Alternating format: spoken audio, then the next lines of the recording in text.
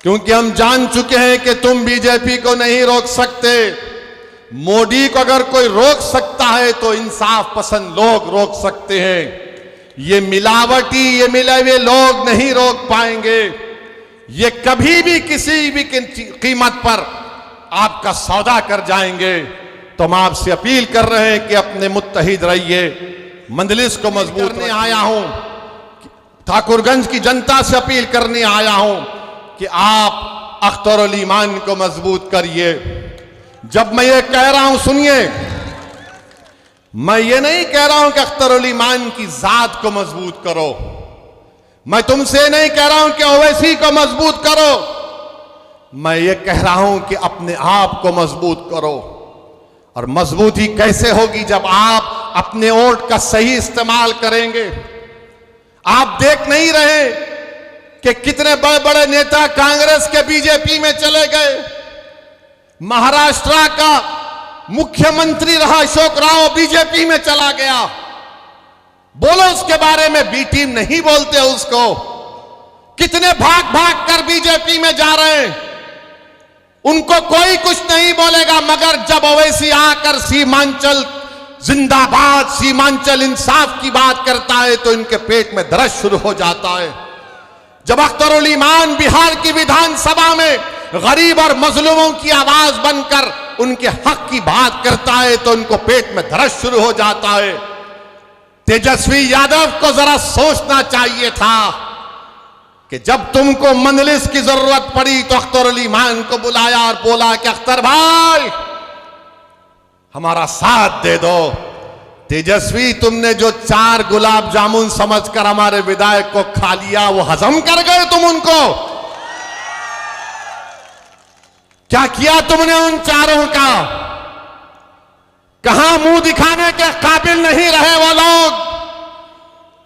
आज अख्तरुल ईमान से कह रहे, अरे हमने पहले दिन से कहा था कि हम बीजेपी से कभी समझौता नहीं करने वाले, हम कभी समझौता नहीं किए, ना करेंगे कभी इंशाअल्लाह ताला।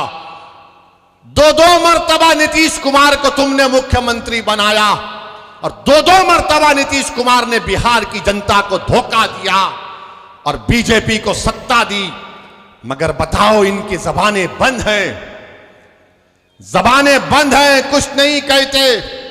मगर मेरे अजीज दोस्तों और बुजुर्गों, हम आपसे सिर्फ यही अपील करने आए हैं कि आने वाले लोकसभा के चुनाव में नरेंद्र मोदी के 370 का वो जो दावा कर रहे हैं, उसको रोकने के लिए, सेकुलरिज्म को हकीकी कामयाबी दिलाने के लिए, सीमांचल में इंसाफ की लड़ाई लड़ने के लिए, बिहार के गरीब और मजलूमों के ताकतवर आवाज को पार्लियामेंट में पहुंचाने के लिए, वतन अजीज के गरीब और मजलूम अकलियतों की आवाज को बिहार से पार्लियामेंट तक भिजाने के लिए हम आपसे ये अपील करने आए हैं, गुजारिश करने आए हैं कि आप अब की बार मजलिस को वोट दीजिए।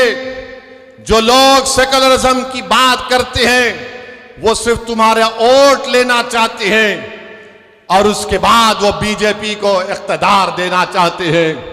तो हम आपसे अपील कर रहे हैं कि आने वाले लोकसभा के चुनाव में आप मुत्तहिदा तौर पर अपने वोट का इस्तेमाल करते हुए अपनी आवाज को लोकसभा तक भिजाइए ताकि आपके इत्तेहाद, हाँ,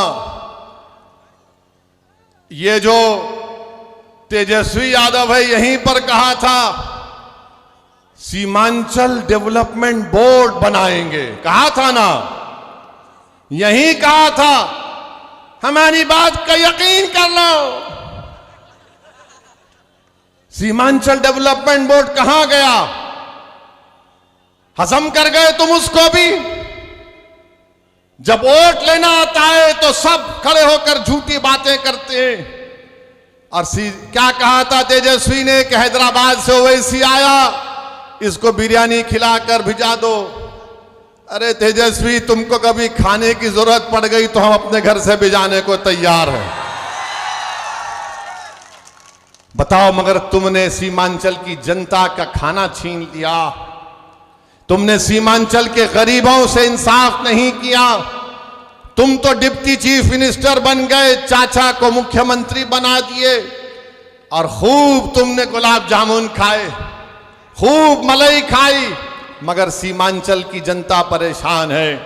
तो इसीलिए हम आपसे अपील कर रहे हैं कि आप आने वाले चुनाव में मुत्तहदा तौर पर मजलिस का साथ दीजिए। हम पिछले बार भी एक ही सीट पर लड़े थे, दूसरी सीट पर नहीं लड़े, तो कई सीटों पर बीजेपी जीत गई। मगर अब की बार इंशाअल्लाह ताला किशनगंज भी लड़ेंगे और भी कई पार्लियामेंट की सीट पर इंशाअल्लाह ताला हम सोच और विचार कर रहे हैं, क्योंकि हम जान चुके हैं कि तुम बीजेपी को नहीं रोक सकते। मोदी को अगर कोई रोक सकता है तो इंसाफ पसंद लोग रोक सकते हैं।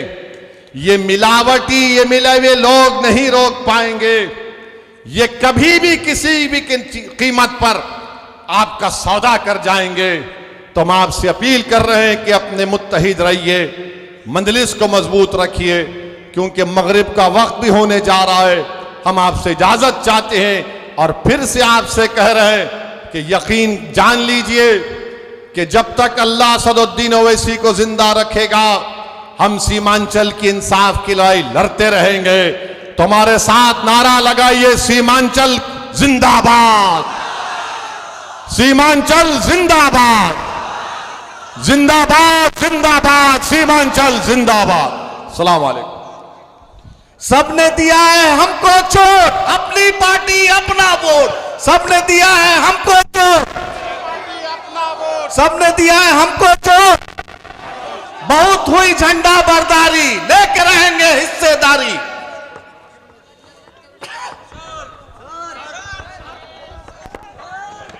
बैरिस्टर असदुद्दीन ओवैसी जिंदाबाद, मजलिस इत्तेहादुल मुस्लिमीन जिंदाबाद।